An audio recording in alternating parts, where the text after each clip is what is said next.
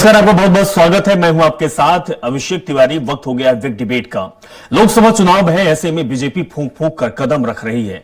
BJP की कोशिश है कि आधी आबादी बीजेपी को पूरा समर्थन दे।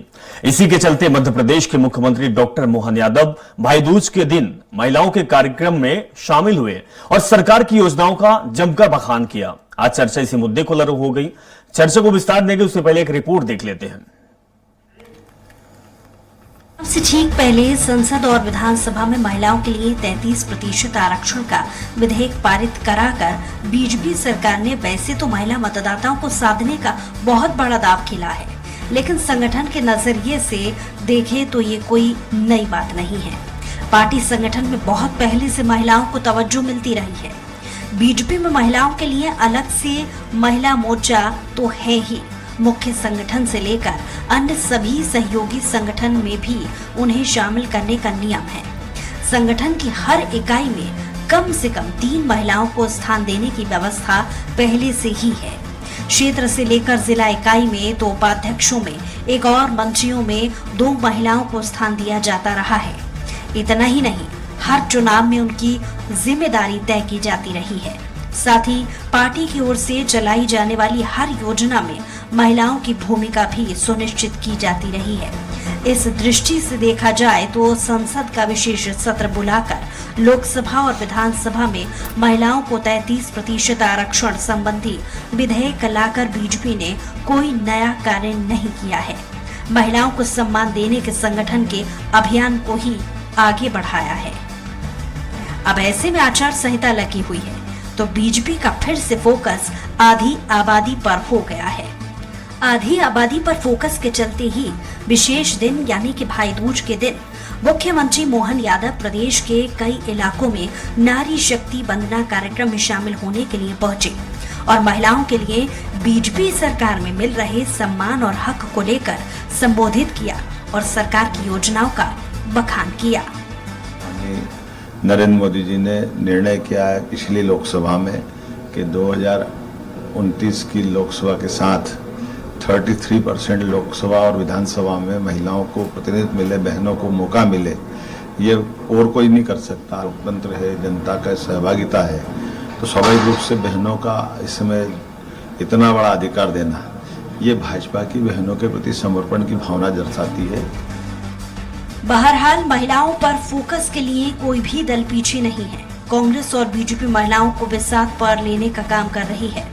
ऐसे में देखने वाली बात ये होगी कि आने वाले दिनों में क्या विधानसभा चुनाव की तरह ही महिलाएं बीजेपी को मत देकर प्रचंड बहुमत से विजय बनाती हैं या फिर कांग्रेस को आधी आबादी का पूरा साथ मिलेगा।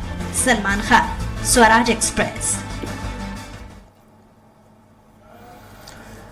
नारी शक्ति का कितना लाभ मिलेगा भारतीय जनता पार्टी को, और दूसरी तरफ कांग्रेस पार्टी या फिर अन्य दल भी कहीं ना कहीं महिलाओं की बात कर रहे हैं। अब इस पर हम बातचीत करेंगे। बातचीत करने के लिए खास मेहमान हमारे साथ जुड़ गए हैं। बीजेपी प्रवक्ता राजपाल सिंह सिसोदिया हमारे साथ जुड़ गए हैं। सिसोदिया जी, आपका बहुत बहुत स्वागत है। कांग्रेस प्रवक्ता रोहित सिंह यादव हमारे साथ जुड़े हुए हैं। रोहित जी, आपका भी बहुत बहुत स्वागत है। और राजनीतिक विश्लेषक आर.के. शुक्ला जी हमारे साथ जुड़े हुए हैं। शुक्ला जी, आपका भी बहुत बहुत स्वागत है। सबसे पहले सिसोदिया जी, हम आपके पास आएंगे।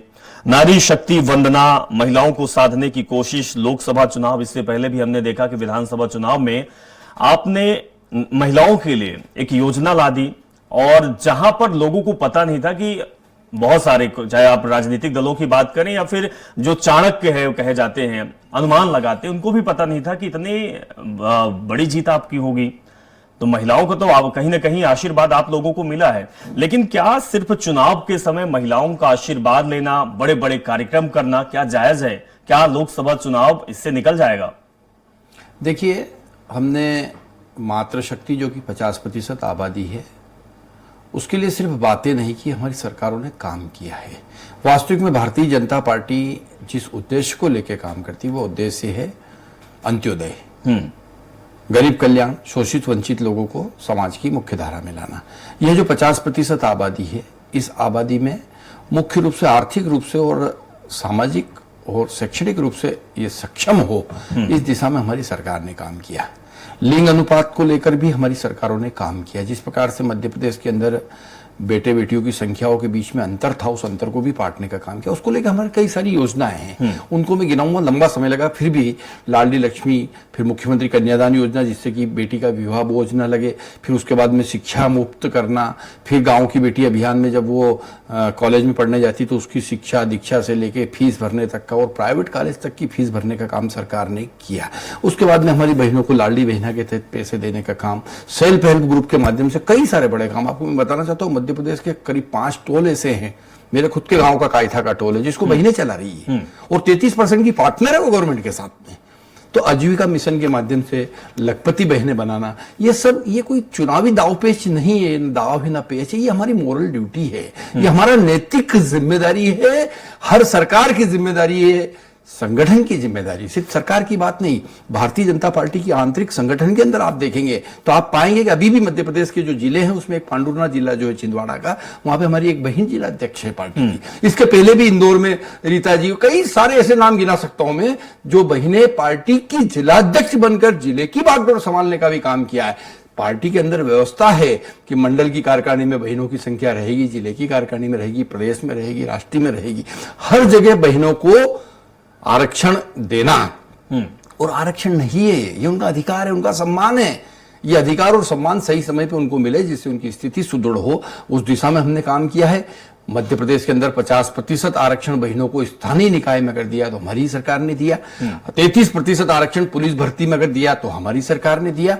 आज 33% का जो केंद्र की सरकार ने प्रावधान किया है, निश्चित तौर पर बहनों की को सिर्फ बात करने से ये नहीं होगा, हमने सार्थक रूप से काम करके लाके दिया है। और आज आप देखोगे कि हमारी सरकारों के निर्णय से, हमारे संगठन के निर्णय से आने वाले समय में हमारी बहनों की जो सामाजिक, आर्थिक और शैक्षणिक स्थिति है वो और सुदृढ़ होगी, वो समाज के मुख्य धारा में आ सकेगी। वो बराबरी का कह देने से नहीं होता है। पहले की सरकारें कहती रही, पहले के संगठन जो सत्ता में थे वो कहते रहे कि हम महिलाओं को सम्मान दे रहे हैं, बराबर का हक दे रहे हैं। हक देते हुए निर्णय दिखना चाहिए। भारतीय जनता पार्टी की सरकार में, डॉक्टर मोहन यादव जी की सरकार में, माननीय मोदी जी की सरकार में, इसके पूर्व हमारे माननीय शिवराज सिंह चौहान जी की सरकार में इन महिलाओं को अधिकार मिले, अधिकार संपन्न होकर यह समाज में मुख्य धारा में आ सके, इस दिशा में कई सारे काम किए। अगर उनको मैं गिनाने जाऊंगा तो एक लंबी फहरिस्त है। अगर प्रॉपर्टी खरीदते हैं तो प्रॉपर्टी की जब रजिस्ट्री होती है तो विकास प्राधिकरण की और तमाम कई सारी प्रॉपर्टी ऐसी है जिनमें पत्नी का नाम पति के साथ में अनिवार्य रूप से लिखा जाएगा। अगर रजिस्ट्री कराते हैं और महिला के नाम से रजिस्ट्री होती है संपत्ति खरीदने में महिला के नाम से रजिस्ट्री होती है तो स्टाम्प ड्यूटी में छूट मिलेगी। ऐसी कई सारी योजनाएं जिनसे ये बात का प्रोत्साहन मिला कि बहनों को बराबर का हक मिले, गृहिणी को बराबर का हक मिले, हमारी उस माता बहन को बराबर का हक मिले और वो हक वो ताकत के रूप में बदले, हक जो है उसकी समृद्धि के रूप में बदले। इस दिशा में हमने काम किया और आज जिस प्रकार से सागर के अंदर माननीय मुख्यमंत्री जी का अभिनंदन होने का काम हुआ है, ये उनके किए हुए काम का अभिनंदन है। ये मुख्यमंत्री का अभिनंदन नहीं, मुख्यमंत्री जी की उस नीति का अभिनंदन है जिस नीति की वजह से, जिस कार्य योजना की वजह से बहनों की स्थिति सुदृढ़ होने वाली है। दिख रहा है सामने, भविष्य बहुत उज्जवल है। उज्जवल भविष्य की शुभकामना देते हुए मैं आपको भी धन्यवाद देता हूं कि आज भाई दूज का अवसर है, होली के बाद की बड़ी दूज है आज, और आज के दिन आपने इतना अच्छा विषय आज रखा है, हमारी बहनों का विषय रखा है। मैं आपको भी धन्यवाद देता हूं, स्वराज एक्सप्रेस को भी धन्यवाद देता हूं कि बहुत महत्वपूर्ण विषय पे आज डिबेट। चलिए ठीक है सिसोदिया जी, क्या नीति और नियत साफ है ये तो खैर आने वाले समय में पता चल जाएगा। रोहित जी आपके पास आएंगे। रोहित जी, जिस तरीके से भारतीय जनता पार्टी काम कर रही है, महिलाओं का इतना ध्यान दे रही है, चाहे वो विधानसभा चुनाव हो, चाहे लोकसभा चुनाव हो, चाहे कोई भी चुनाव हो, महिलाओं को तवज्जो मिलता है, आरक्षण मिलता है, सीटें मिलती है। साहब, आपकी पार्टी में हमने देखा है कि महिलाएं नेतृत्व तो कर रही थी। इंदिरा जी गांधी प्रधानमंत्री रह चुकी है, सोनिया गांधी के हाथ में कमान अभी भी है, कई सालों से है, लेकिन महिलाओं को खास ध्यान नहीं दिया गया। क्या यही आपकी कमी आधी आबादी को एक साइड कर देती है और इसके बाद आपको नतीजा मिल जाता है कि चुनाव में करारी हार?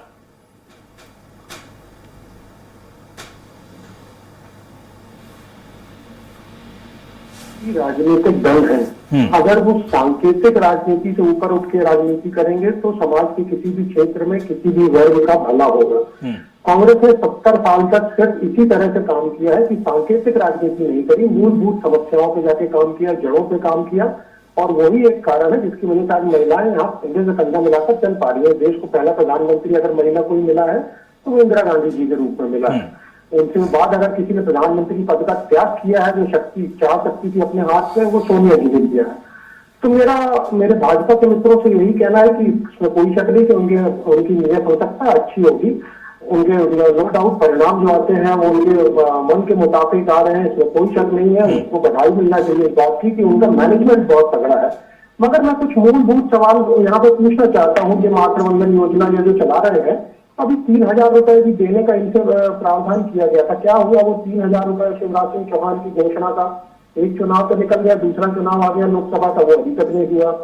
क्या ब्रजभूषण शरण सिंह के ऊपर जो आरोप लगे हैं, क्या वो महिलाओं ने लगाए थे या किसी और ने लगाए थे, या वो महिलाएं किसी और देश की हैं, किसी और धर्म की हैं, जाति की हैं, वो हमारे देश का गर्व थी, है ना? वो दिल्ली में बैठी रही और एक तानाशाह की तरह लोग वहां पे उनके ऊपर लाठियां चलवाते रहे। उनसे मिलने के लिए, उनकी समस्या को समझने के लिए आज तक किसी ने तकलीफ नहीं उठाई कि उनसे जाके पूछा जाए कि हमारे ओलंपिक में पदक जीतने वाली जो हमारी बहनें हैं, उनके ऊपर ये अत्याचार क्यों किया जा रहा है। उनकी जो कंप्लेन की गई है उस पर आज तक कोई भी कार्रवाई ब्रजभूषण शरण सिंह के खिलाफ क्यों नहीं की गई। वो तो आज भी ताल ठोकते कि देखता हूँ कि मेरी टिकट कौन काट सकता है। अजय मिश्रा टेनी के बेटे ने कुछ हमारी बहनों का सुहाग उजाला था, क्या हुआ? क्या उनको मिल गया था? उनको क्या कहते हैं, न्याय मिल गया है? मणिपुर की घटना पूरी दुनिया में हमें शर्मशार करने वाली है। क्या एक भी बार मोदी जी वहां पे गए हैं? क्या एक विवाहिता को 50 करोड़ की गर्लफ्रेंड किसने कहा था? इस देश के प्रधान सेवक ने उन्हें कहा था, किसी और के शब्द नहीं है। बीएचयू में स्टूडेंट के साथ दुष्कर्म करने वाले बीजेपी आईटी सेल के लोग होते हैं, क्या उनके बुलडोजर चल गया था? उत्तराखंड का बीजेपी में जो बलात्कारी नेता था, उसका बेटा था, क्या उसके घर बुलडोजर चल गया?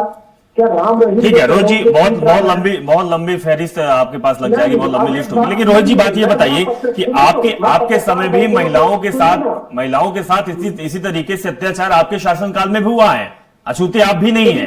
जिससे आप अत्याचार कह रहे हैं वो दुर्घटनाएं थी और उनके लिए उनको सबक सिखाया गया, चाहे वो दिल्ली की घटना हो या कहीं और की। यूपी में रातों रात गुड़िया के शव को जला दिया जाता, उसके परिजनों तक को नहीं दिया जाता। एक दलित नाबालिग के साथ मध्य प्रदेश की स्थिति में आपको बताऊं तो आप शायद चौंक जाएंगे। मेरे पास कुछ पुराने आंकड़े हैं। महिला अपराध के मामले में नंबर 1 है, 2020 का आंकड़ा है, 14,371 मामले दर्ज है ना? उसके बाद मैं आपको बताऊं 18 साल से कम उम्र की 2,51,430 बच्चियां गायब हुई हैं। कुल मिला के जो गायब हुई महिलाएं हैं वो 13,13,078 गायब हैं। और उसके बाद मैं आपको बताती हूँ निर्भया कांड में, जब निर्भया कांड हुआ था तब प्रधानमंत्री ने स्वयं माफी मांगी थी। मुझे बताइए कि जो मणिपुर में हुआ उसके बाद क्या प्रधानमंत्री ने एक भी प्रेस कॉन्फ्रेंस करी? 56 इंच का सीना है, हमारे प्रधान सेवक जी कहते हैं, उन्होंने 56 प्रेस कॉन्फ्रेंस भी करी हो तो मुझे बता दीजिए। 56 को छोड़िए, एक करी हो तो ठीक है रोहित जी, ये सवाल हम सिसोदिया जी से ले लेते हैं। सिसोदिया जी, जिस तरीके से कांग्रेस कह रही है, वाकई हमने वो तस्वीर भी देखी है दिल्ली में कि जब रेसलर या फिर जो चैंपियन हमारे हैं, जिनको आप सम्मान देने की बात करते हैं, सम्मान देते भी हैं, लेकिन जब वो अपनी आवाज को मुखर करती हैं, उनकी आवाज को सुनी नहीं जाती। क्या वही भारतीय जनता पार्टी है जो आपने आंकड़े बताए, आपने बहुत सारी योजना बताए, और वो हमारे और आपके देश की महिलाएं हैं, माता और बहनें हैं, उनका सम्मान कहां हो रहा है? हमने देखा है कि अभी भी सड़कों पे किसान के घर की जो महिलाएं हैं, जो किसान हैं, वो भी लगातार फूट के बोल रहे हैं, घर द्वार छोड़ के वो सड़कों पर उतरी हुई हैं, बहुत सारी उनकी मांगे हैं। हमने मध्य प्रदेश में देखी है कि स्वास्थ्य कर्मी किस तरीके से आंदोलन कर रही हैं, बोल रही हैं कि 20 साल से मैं काम कर रही हूं लेकिन हमें अभी तक नियमितीकरण की जो बात सरकार ने कही थी हुआ नहीं। क्या वो हमारे देश और प्रदेश की महिलाएं नहीं है जो लगातार प्रदर्शन कर रही हैं, आवाज को मुखर कर रही हैं, लेकिन सरकार केवल मौन धारण बैठी हुई है? सिसोदिया जी, नहीं, ये आरोप जो है कांग्रेस का सरासर गलत आरोप है कि इस प्रकार की घटनाएं हो रही है और सरकार कोई ध्यान नहीं दे रही है। सरकार ने देखिए प्रोटेक्शन एक्ट और मजबूत करने का काम किया है। आज मध्य प्रदेश में किसी भी प्रकार के या देश में किसी भी प्रकार के यौन अपराध अगर होते हैं तो उन यौन अपराध में कड़े से कड़े सजा के प्रावधान, यहाँ तक कि फांसी तक के प्रावधान करने का हमने काम किया है। एक स्पेसिफिक घटना ब्रजभूषण सिंह जी वाली बताने का काम किया है, उसकी बहुत उच्च स्तरीय जांच होने का भी काम हुआ और तमाम स्थितियों के बाद में उनका इस्तीफा भी हुआ और वह प्रक्रिया अंडर जुडिस है और उसको हम ये कह सकते हैं कि वह भी प्रक्रिया जो है न्यायालय में चल रही है। निश्चित तौर पर बहनों को न्याय भी मिलेगा और दोषी को दंड भी मिलेगा, वो चाहे कितने ही प्रभावशाली व्यक्ति हो। पर मैं ये कहना चाहता हूं कि कई बार जो इस प्रकार की घटनाओं में राजनीतिक तौर पर दुरुपयोग होने का काम होता है, उसकी ओर भी ध्यान देने की आवश्यकता होती है। मैं ये नहीं कह रहा हूं कि हमारी वो रेसलर बहनें हैं, जिन बहनों ने कोई गलत आरोप लगाया होगा, पर वो जांच का विषय है, उस पर मैं कोई प्रतिक्रिया देने की स्थिति में नहीं हूं। परंतु इस प्रकार की घटना से समग्र जो सरकार की भावना है, जो जिस प्रकार से हम काम कर रहे हैं, जो हमारी नीयत है, उस नीयत पे प्रश्नवाचक चिन्ह लगा देना, यह भी मैं समझता हूं कि हमारे काम के प्रति न्याय नहीं होगा। इसलिए इस प्रकार की घटनाओं पर सरकार का रवैया जो है वो सख्त है, और इस प्रकार की घटनाओं को कभी भी सरकार ने संरक्षण नहीं दिया है। नहीं, ये बात बिल्कुल संगठन ने संरक्षण कोई भी सरकार कोई भी संरक्षण नहीं देती है, ये बात आपकी सही है। तो निश्चित तौर पर हम उसकी निष्पक्ष जांच भी कराते हैं और दोषियों को दंडित भी करने का काम करते हैं। कभी भी हमारी सरकार या हमारी सरकार के नुमाइंदे इस प्रकार के लोगों के साथ खड़े नहीं दिखे हैं। अगर कोई इस प्रकार की हरकत करता है, किसी भी प्रकार से हमारी बहनों के साथ में कोई भी अपराध घटित करता है, तो उसको सख्त से सख्त सजा मिले, इस दिशा में पार्टी विशेष करके हमारी सरकार का स्पष्ट मत है। बहुत अच्छी और बात पार्टी के आंतरिक संगठन में भी अगर इस प्रकार की कहीं कोई बात आती है, इंटरनल भी कोई कंप्लेन या किसी प्रकार की कोई बात आती है, तो हमारा संगठन बहुत सख्ती के साथ में इस प्रकार के अगर कोई व्यक्ति होता है तो उसको बाहर का रास्ता भी दिखाने का काम करती है और उसको जो है निष्कासित भी करने का काम करती है। ऐसे कोई मामले देश में हुए नहीं, पर इक्के दुक्के अगर कहीं हुए भी है तो उसमें आप देखो कि वो आरोपी आज कहां है, वो जेल के पीछे है, सजा पा रहे हैं, निष्कासित है और निर्वासन का जीवन जी रहे हैं। चलिए ठीक है सिसोदिया जी, अगर आप इस तरीके का काम करते हैं, आपकी नीयत है तो वाकई काबिले तारीफ है। शुक्ला जी आपके पास आऊंगा। शुक्ला जी, क्या आपको लगता है जिस तरीके से भारतीय जनता पार्टी कह रही है कि महिलाओं के लिए हम आगे बढ़ रहे हैं, नारी शक्ति हो, चाहे लाडली बहना हो या फिर बहुत सारी जो योजनाएं सरकार चला रही है, केंद्र और राज्य की योजनाएं, क्या लगता है कि लोकसभा चुनाव में कितना इंपैक्टफुल रहेगा? आधी आबादी को साधना, महिलाओं के लिए मुखर होना, महिलाओं को आरक्षण देना। शुक्ला जी, जो हमारे प्रदेश की आधी आबादी महिला शक्ति है, उसको अपनी तरफ आकर्षित करने के लिए और वोट में उनको कन्वर्ट करने का जो नतीजा है, भारतीय जनता पार्टी विधानसभा चुनाव में देख चुकी है।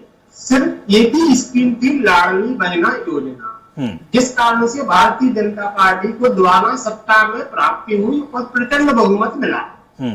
ये बिल्कुल सही है कि भारतीय जनता पार्टी 6 से 7 स्कीमें हमारे प्रदेश में चला रही है, जो सिर्फ महिलाओं को आधारित है। लाडली बहना योजना है, उसके बाद में लाडली कन्यादान योजना है, मुख्यमंत्री कन्यादान योजना, लाडली बहना योजना है, साथ साथ में 33% आरक्षण की भी इन्होंने घोषणा की है। और साथ साथ में लोकसभा चुनाव में शायद 6 सीटें इन्होंने महिलाओं को आरक्षण दी है। एक महिला को राज्यसभा में भी भेजा है। निश्चित रूप से ये सारे कदम बीजेपी के महिला शक्ति को अपनी पार्टी के प्रति आकर्षित करने के लिए पर्याप्त है। लेकिन देखना ये होगा कि इन सभी स्कीमों से क्या महिला शक्ति का पूर्ण विकास हो पा रहा है, महिलाएं पूरी तरीके से सक्षम हो पा रही है? मुझे लगता है शायद नहीं। ये सिर्फ लोक लुभावनी योजनाएं हैं, देखने में सुनने में बहुत अच्छी लगती हैं। ठीक है शुक्ला जी, भारतीय जनता पार्टी शुक्ला जी आपको रोकना चाहूंगा। सिसोदिया जी, लाडली बहना योजना आपने लाया 1200 रुपए प्रति महीने, 1250 रुपए। महिला आज के समय में क्या लगता है कि 1200 रुपए में वो अपना खर्चा चला लेंगी महिलाओं के लिए? क्योंकि आपके पास तो बहुत सारे लोग हैं, बहुत पढ़े लिखे लोग हैं, आप लोग खुद बुद्धिजीवी लोग हैं।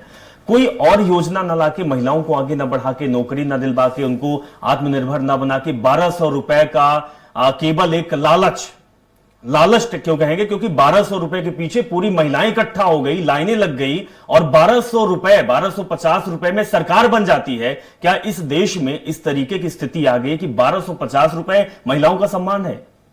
नहीं, निश्चित तौर पर मैं आपके इस प्रश्न का जवाब देने के पहले थोड़ा सा शुक्ला जी की बात को आगे बढ़ाता हूं। आर के शुक्ला जी ने कहा कि एक महिला को बीजेपी ने राज्यसभा में भेजा, तो शुक्ला जी अभी इस लिस्ट में 6 महिलाओं को तो हमने उम्मीदवार बनाया है और 3 बहनें हमारी जो है राज्यसभा में है, सुश्री कविता पाटीदार जी, हमारी सुमित्रा वाल्मीकि जी और अभी माया नरोलिया जी को भेजा। लेटेस्ट में शायद आपने उन्हीं का बताया। मैं आपका धन्यवाद करता हूं। वही बोला जी, मैंने वही बोला तो था इसे हम 6 सीटें आपने लोकसभा में दी है, 1 सीट पे आपने महिलाओं को अभी भेजा और 2 पहले से ऑलरेडी है। ऐसे करके 3 राज्यसभा सांसद मध्य प्रदेश से हमारी बहनें जो है दिल्ली में प्रतिनिधित्व मध्य प्रदेश का कर रही है और सफलतापूर्वक कर रही है। 1250 रुपए में सरकार बन गई, ऐसा नहीं है।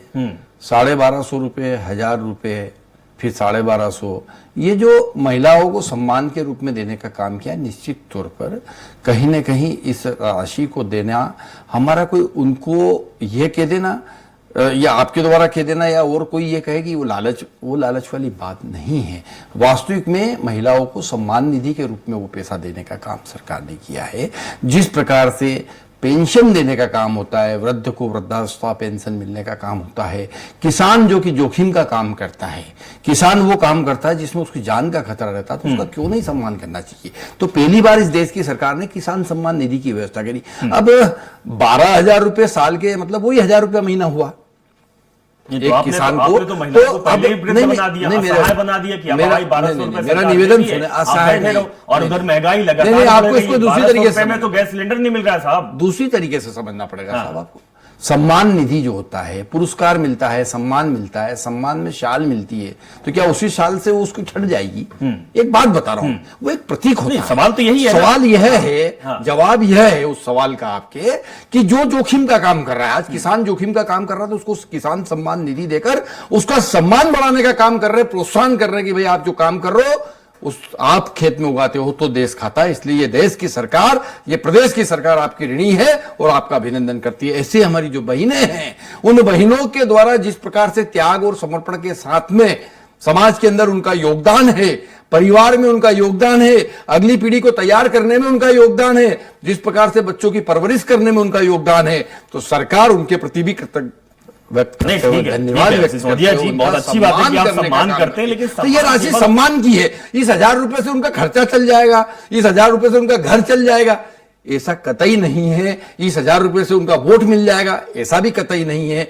ये 1,000 रुपए प्रति माह देकर उस बहन का सम्मान बढ़ाने का काम, आर्थिक रूप से उसको सक्षम बनाकर उसका आत्मसम्मान बढ़ाने का काम, उसका उसके परिवार में उसकी अहमियत बनी रहे, उसके जेब में, उसके खाते में जब पैसे आएंगे, उसके बटुए में पैसे आएंगे, तो उनको एक सम्मान मिलने का काम होता है। वो सम्मान देने का काम हमारी सरकार ने किया। 15 से 20,000 रुपए का सम्मान आप देते महिलाओं के लिए। विधानसभा में आपने 1,200 रुपए दिया, तो लोकसभा में आप दे देते 20,000 रुपए। हमने कहा है कि इस सम्मान राशि को बढ़ाकर 3,000 तक करेंगे। हाँ। प्रदेश की स्थिति, राजस्व की स्थिति, आवक जैसे जैसे नियंत्रण में आती जाएगी, जैसे जैसे बढ़ती जाएगी, ऐसे ऐसे उनके सम्मान निधि भी बढ़ते जाएंगे। बस इसी भरोसे पे बैठे रहे, बाकी उनके पैर में खड़े करने के लिए सरकार के पास कोई नीति रीति नहीं है। हाँ राजीव जी, आप कुछ कहना चाहते हैं? रोहित जी अपनी बात रखिए। मेरे भाजपा के मित्र बड़े साफ गोली से ये बात कह रहे थे कि इक्का दुक्का यहाँ पे जहाँ भी हुई है दुर्घटनाएं, वहां महिलाओं के साथ उनको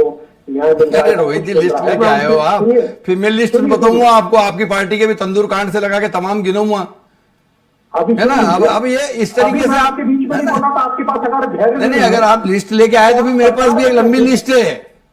नहीं तो सुन लीजिए, वो भी मैं गिनूंगा अभी आपको, ठीक है बोलिए। थोड़ी सी तसल्ली से रखना चाहिए, है ना। जी जी जी। अब ये कह रहे हैं ये 1,200 रुपए जो दे रहे हैं, ये उनका सम्मान कर रहे हैं। मुझे एक बात बताइए, जो व्यक्ति को भूख लगी हो, जो भूखा हो, जिसके बच्चे पढ़ ना पा रहे हो, इलाज के लिए पैसा ना हो, आप उसे रोज मंच पे बुलाकर सम्मानित करते रहिए, क्या उससे उसका पेट बन जाएगा, क्या घर चल जाएगा? मूलभूत सवाल है। आप 1,200 रुपए का एक सिलेंडर कर दिया आपने 400 रुपए के सिलेंडर को, और 1,200 रुपए आप उसको महीने का देके अपनी सरकार बना दी। 3,000 रुपए कब देंगे? अब आप इस बात की दुहाई देने लगे कि हमारे पास राजस्व की स्थिति नहीं है। तो मैं तो आपसे वही बात कर रहा हूँ, वही निवेदन कर रहा हूँ कि आप लोग जब ये अपने बड़े बड़े जुमले देते हैं, जैसे प्रधान सेवक भी देते थे कि 15 लाख रुपए आ जाएंगे हर एक के खाते में, वैसे ये 3,000 रुपए है। इन्होंने क्या किया मैं आपको बताऊं, लोग अपने पैरों पे खड़े ना हो पाए, इसलिए 91,000 पूरे हिंदुस्तान में स्कूल बंद कर दिए गए सरकारी, ये बोलकर कि वहां बच्चे नहीं आते। पिछले 20 साल से मध्य प्रदेश में इनकी सरकार है, 10 साल से केंद्र में सरकार है, एक भी शिक्षा की नीति के लिए इन्होंने ऐसा काम नहीं किया जिससे सरकारी स्कूलों की स्थिति सुधर सके। और बोल दिया गया वहां बच्चे तो कम होंगे जब आपकी शिक्षा का स्तर नहीं रहेगा। मजबूर किया जाएगा माँ बाप को कि वो पढ़ाई कराने के लिए बच्चों को प्राइवेट स्कूल से भेजें, यहाँ की मोटी मोटी महंगी फीसें होती है और वो भी सारे गल्ला पेटों के स्कूल हैं। मैं वहाँ बड़े आदर और विनम्रता के साथ पूछना चाहता हूँ कि अगर आपकी नियत में इतना ही साफगोई थी, आप इतना ही लोगों का भला करना चाह रहे थे, तो उन्हें तो शिक्षा के रूप से प्रबल बनाते कि वो अपने हक से अपना कमाते और खा के इज्जत से घर में रहते। आप जो सम्मान दे रहे हैं उससे पेट नहीं भरने वाला, भविष्य नहीं संवरने वाला है। नहीं, ठीक है रोहित जी, आपने बात वाकई रखी कि शिक्षा के क्षेत्र में, स्वास्थ्य के क्षेत्र में ध्यान देना चाहिए, लेकिन रोहित जी आपकी भी सरकार रही है, केंद्र में भी रही, राज्य में भी रही, तब तो आप इस चीज से अछूते थे, आपको पता ही नहीं था कि ये काम करना है। अब भारतीय जनता पार्टी कर रही है तो आपको लग रहा है कि मुझे भी करना चाहिए था ऐसा। सम्मान आपको भी मौका मिला था, आप भी करते। कमलनाथ की भी सरकार बनी थी 16-18 महीने की, तब भी आपको काम करना चाहिए था। शुक्ला जी, आखिरी कमेंट आपसे लेके, हमारे पास वक्त की कमी है। शुक्ला जी, क्या लगता है कि जिस तरीके से योजनाएं लाई जाती है, चाहे वो लाडली लक्ष्मी योजना हो या फिर छत्तीसगढ़ में जो महतारी वंदन योजना हो या फिर जो और केंद्र में चल रही है, क्या महिलाओं को या फिर किसी भी व्यक्ति को केवल घुमा देना कि आगे सोच ही ना पाए, सीधे 1250 रुपए में सीमित रह जाए, बाकी जो उनके खर्चे हैं, महंगाई है, बेरोजगारी है, स्वास्थ्य है, उस पर ध्यान ही ना जाए, क्या कुछ ऐसी रणनीति है? देखिए मैं आपको बताऊं, आप बोल रहे थे कांग्रेस की सरकार योजनाओं से महिलाओं का वोट तो प्राप्त किया जा सकता है, लेकिन हकीकत में आधी आबादी की महिला शक्ति का विकास नहीं हो सकता। अगर एक सरकार विकास करना चाहती है तो उसके लिए चाहिए कि कम से कम प्रदेश में जो भी सरकारी नौकरियां हैं, थोड़ी बहुत है, उनमें 50% रिजर्वेशन प्रदेश की बालिकाओं का निर्धारित करें। दूसरा, 50 साल से ऊपर की सभी वर्गों की महिलाओं को आयुष्मान कार्ड बनाने की व्यवस्था करें, ताकि वो महिलाएं किसी भी वर्ग की हो, उसमें वर्ग का संबंध नहीं है, ताकि बाकी वो महिलाएं स्वास्थ्य की दृष्टि से अपने आप को सक्षम बना सके और एक अच्छा जीवन यापन कर सके। अगर सरकार इन दोनों पर काम करती है तो निश्चित रूप से हकीकत में महिला सशक्तिकरण के लिए इस सरकार की प्रतिबद्धता साबित कहीं ना कहीं सरकार को रोड मैप बनाना चाहिए कि किस तरीके से हम महिलाओं को आगे बढ़ाया जा सके, मजबूत अपने कदम पे हो सके, वो अपने हाथ मजबूत कर ले। केवल 1250 रुपए, 2000, 5000, 10,000 रुपए देना कोई विकल्प नहीं है। बहुत बहुत शुक्रिया सिसोदिया जी और यादव जी और शुक्ला जी, हमारे साथ आप जुड़े और इस खास संवाद में हिस्सा बने। तो जिस तरीके से पूरे देश और प्रदेश में आधी आबादी को साधने की रणनीति चल रही है, तो क्या ये वाकई में नारियों का सम्मान है या फिर राजनीति का एक अंग है? क्योंकि चुनाव है और चुनाव के समय अगर कोई योजना आती है या फिर महिलाओं का जिक्र आता है तो फिर सवाल यह भी उठता है कि बाकी समय भी महिलाओं का क्या सम्मान होता है?